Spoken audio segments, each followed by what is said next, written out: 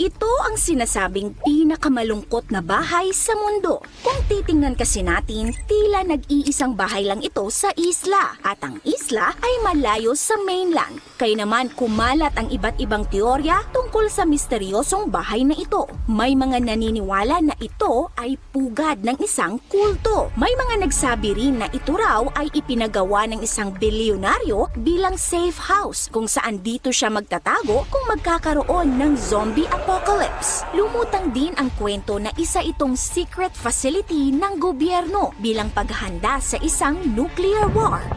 Ano nga ba ang katotohanan sa likod ng misteryosong The Loneliest House in the World?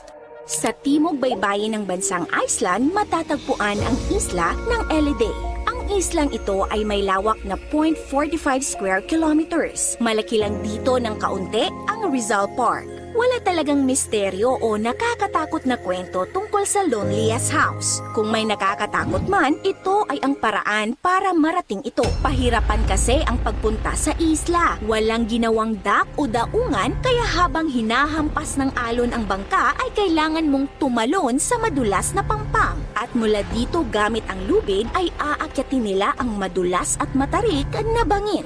Kahit nga daw naka-life vest ka, kung mahuhulog ka sa dagat habang winter, meron ka lamang 1 oras para mabuhay dahil hatid ng nagyayelong tubig ay kamatayan. At sa gitna ng isla ay mararating mo na ang pinakamalungkot na bahay sa mundo. So ano nga ba ang bahay na ito? Ang totoo, ginawa pala ang Loneliest House para sa isang napaka-praktikal na kadahilanan. Isa itong lodge na pagmamay-ari ng Elliday Hunting Association. Una silang nagtayo ng bahay dito noong 1950s pa. Walang permanenteng nakatira dito. Ang purpose lang nito ay para maging pansamantalang tuluyan ng mga hunters na nanghuhuli ng mga ibon na tinatawag nilang puffin. At ganito sila manghuli ng ibon.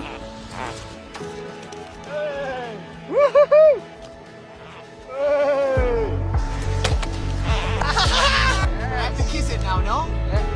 Alright, bye, Puffin!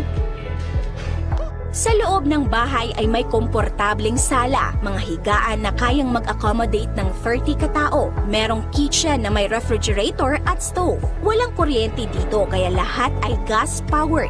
Walang supply ng tubig dito pero may running water pa din sila galing sa inipong tubig ulan. May pantry kung saan nakastock ang mga pagkain. May CR at may workshop pa na may iba't ibang mga gamit pang-maintain ng bahay. Matapos manghuli ng mga ibon ay pwedeng mag-grill sa labas at i-enjoy ang napakagandang view ng isla.